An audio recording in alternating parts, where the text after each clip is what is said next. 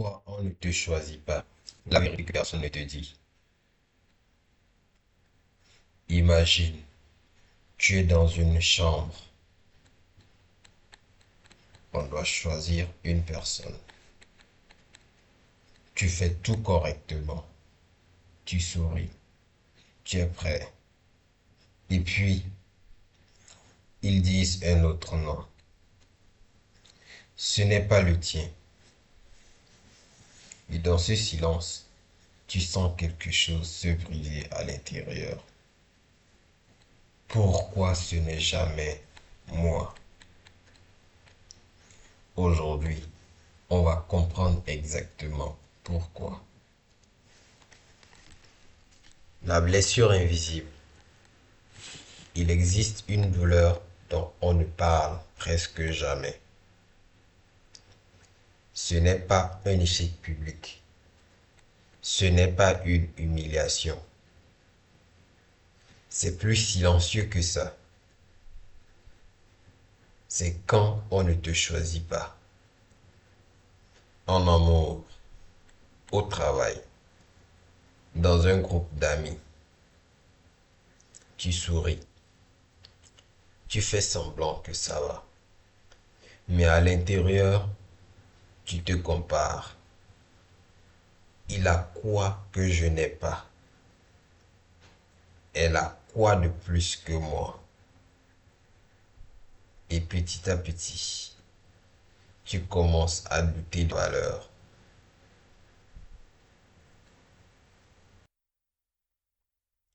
Histoire de Jean. Jean avait 31 ans, discret, travailleur, toujours présent. Quand quelqu'un avait besoin d'aide, c'était lui qu'on appelait. Quand quelqu'un avait un problème, c'était lui qui écoutait. Il pensait que la loyauté suffisait. Un jour, une promotion s'est ouverte. Il avait l'ancienneté, les compétences, l'expérience. Il était sûr que cette fois, ce serait lui. Le manager est entré dans la salle. Il a prononcé un nom. Ce n'était pas Jean.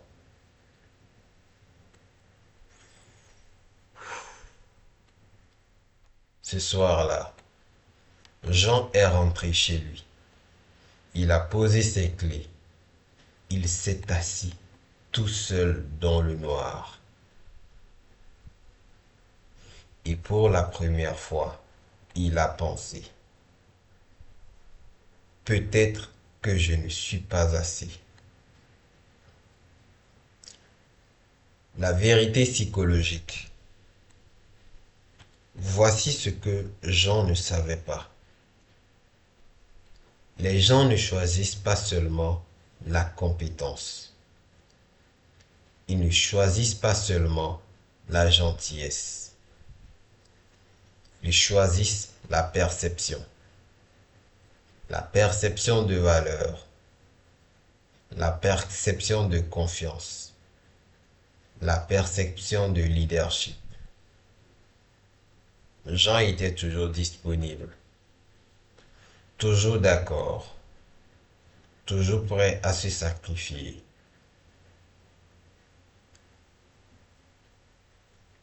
Mais sans le vouloir, il envoyait un message invisible. Je ferai tout pour être accepté. Et quand tu sembles prêt à tout accepter, les autres ne ressentent pas la rareté. Or, ce qui est rare paraît précieux.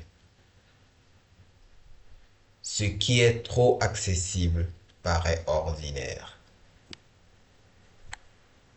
Le miroir. Pose-toi cette question.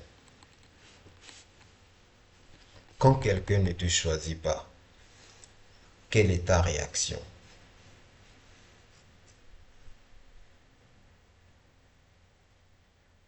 Tu essaies plus fort, tu donnes plus, tu deviens encore plus gentil, c'est humain. Mais plus tu poursuis, plus tu confirmes que tu as peur de perdre. Et la peur, ça se ressent,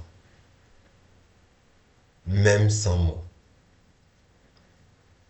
Le basculement. Jean a décidé de changer, pas pour impressionner, mais pour se construire. Il a commencé à investir dans ses compétences.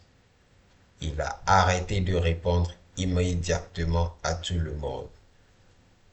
Il a arrêté de se justifier. Il a commencé à poser des limites. Au début, c'était confortable.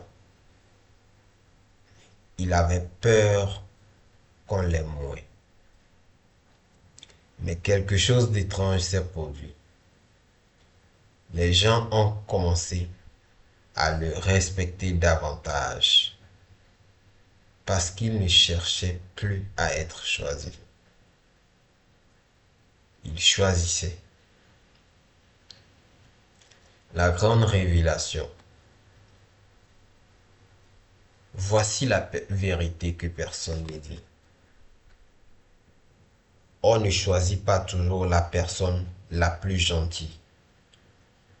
On choisit la personne qui semble stable, alignée, sûre d'elle, complète.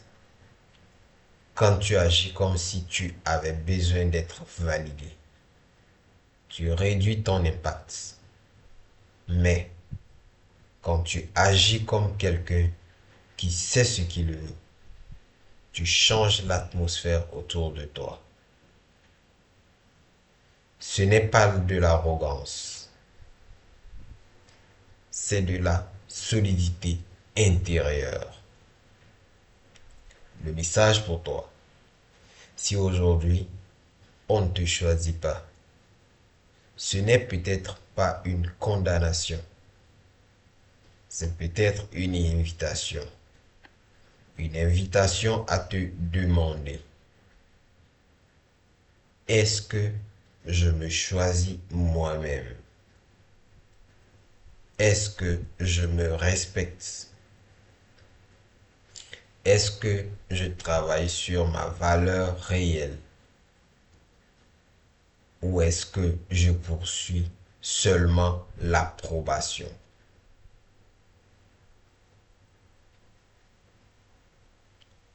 Imagine une dernière scène. Même pièce, je pars de même atmosphère, même situation. On doit choisir quelqu'un. Cette fois, tu n'es pas nerveux. Tu n'essaies pas d'impressionner. Tu es calme. Si on te choisit, parfait. Si on ne te choisit pas, tu sais que ta valeur ne dépend pas de ce moment. Et paradoxalement, c'est cette énergie-là qui attire le choix. Ne cherche plus à être choisi. Deviens quelqu'un qui peut partir.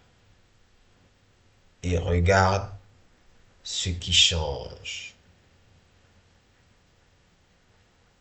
Si ce message vous parle, écrivez en commentaire. Je me choisis. Et si vous voulez continuer à développer cette force intérieure, abonnez-vous. On avance ensemble.